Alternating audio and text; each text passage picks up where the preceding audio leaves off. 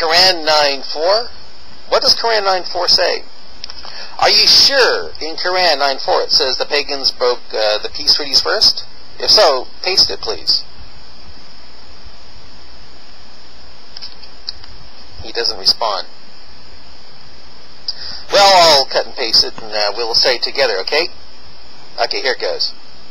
This is Yusuf Ali. But the treaties are not dissolved with those pagans with whom ye have entered into alliance, and who have not subsequently failed you in aught, nor aided anyone against you. So fulfill your engagements with them to the end of their term, for Allah loveth the righteous. Where does it say they broke peace treaties first? If you read on in Quran 9:5, it sounds like this doesn't help those who, quote, haven't failed you in aught, unless they are, quote, without knowledge.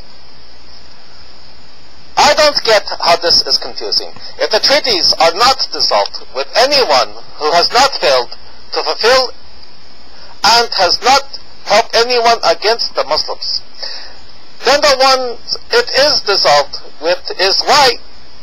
Because they did do those things. Otherwise, if they hadn't, they would fall under the category of those the treaty is to be kept with. That clear? As for 5, if you connect it to 1, 2, 3, you can see that it only applies to those whom the treaty was dissolved with. But if you read Quran 9:1 through 6, it sounds like all infidels are fair game, except those who are, quote, without knowledge, or, quote, want to hear the Quran, unquote. Thus, no doubt, open to the possibility of becoming Muslim. It is they who are given safe passage. So please explain to me, how you could possibly think that the Muslims were the only ones who break the treaty, when it says again and again, they.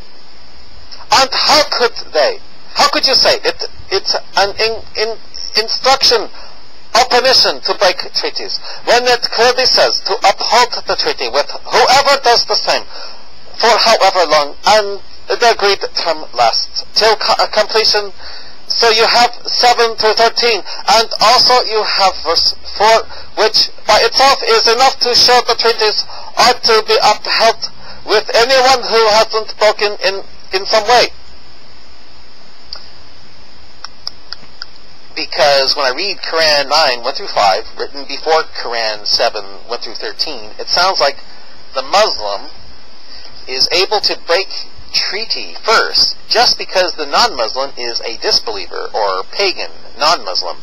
The pagan who isn't killed in Quran 9:1 through 5, who then acts like a Muslim but isn't and goes back on his oath, that's in Quran 7 through 13, which you like to talk about so much, is considered the oath breaker after the fact of Muslims able to break treaty in Quran 9:1 through 5.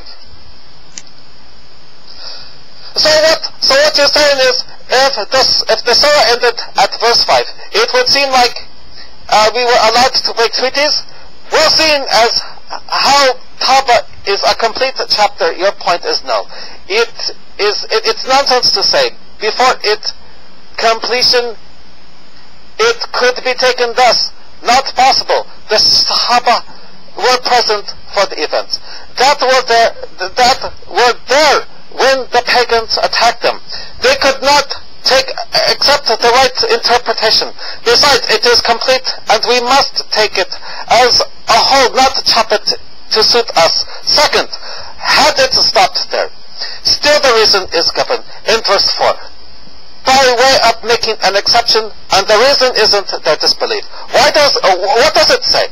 Any pagan who has not broken the treaty or supported anyone against us is safe. Third, you seem to be under the impression that at the times that the pagans became Muslims. Not the case at the time. The Quraysh were more in number. Why would they agree to this? Where did you get this idea? The terms were simply on Hajj and peace. Sahih Muslim 19 4401 4401. Also in verse 7 to 14. What constitutes a violation is clear. Violence, not quote, failure to the Muslim, unquote. Especially 13 states the problem plain and clear. Quote, would you not fight a people who, unquote. So just about every statement you just made there is inaccurate. When it's clear, the only reason I can think of what you take it that way is that you chose, in spite of the verses, there is really no argument against 7 to 13, except to pass over them and try to stick to 1 to 5, as you tried, which is still ruined by verse 4. So I want to handle this right now. When have I lied about one? When have I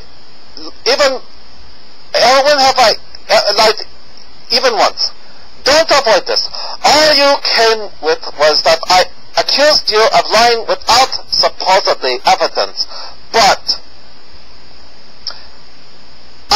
number one, I just provided my evidence. Number two, you have been accusing me since before I spoke up.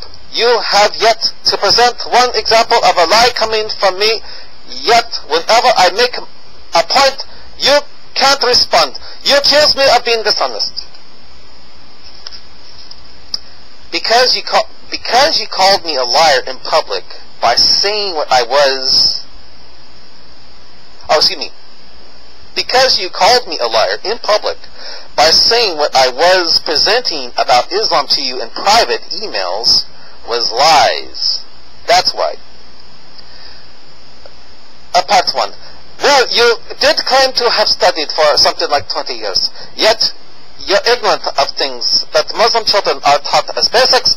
You are clueless about basic Quranic narratives. You said yourself you didn't know what bid'ah is, and even went so far as to say maybe it's not important, further showing ignorance and not knowing about the treaty and its connection to Surah 9. You did say you studied Islam about 20 years, and yet you have admitted ignorance of the basics of Part 1. Actually, if you want to know the truth, I've been studying Islam longer than 20 years, but it hasn't been an in-depth study until rather recently. Part 2. So did you, in fact, study Islam for so many years like you claimed? If so, how is this compatible with your Islamic illiteracy? Do you stand by the statement? Do you retract it? Do you deny having said it? So do not say I accused you with no evidence. Also, you accused me of lying many times before I called you out. So why before? What proof did you ever have?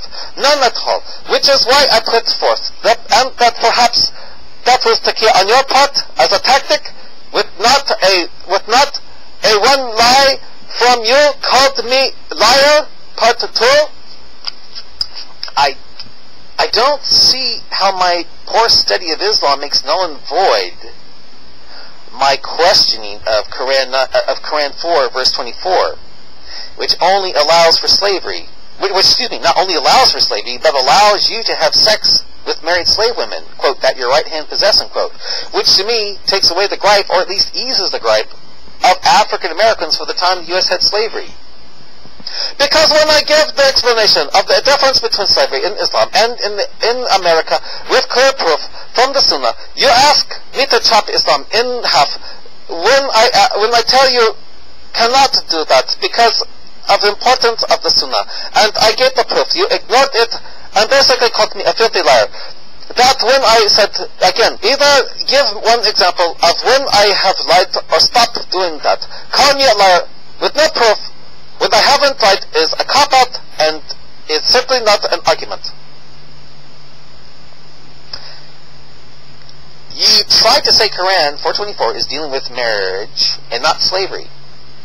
However, others like myself can clearly see its meaning that a slave master can have sex with his slave women, quote, that his right hand possess, unquote, which again, if you think about it, totally removes or at least eases the gripe of African Americans for the time the U.S. said slavery. How can it not?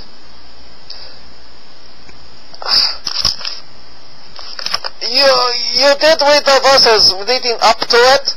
Post them right here so it can be seen. Verse 20, quote, if you want to replace one wife, unquote. And quote 22, and do not marry, quote, if any one of you do not have the affluence to be able to marry free believing women, let them marry from among the believers women, from among the believing women, that your right own hands. What's that have to do with, quote, forbidden to you, the Muslim slave master, are married women except those whom your right hand possess? Quote, what's that mean to you? Sure sounds like you can have sex with a married slave woman. That's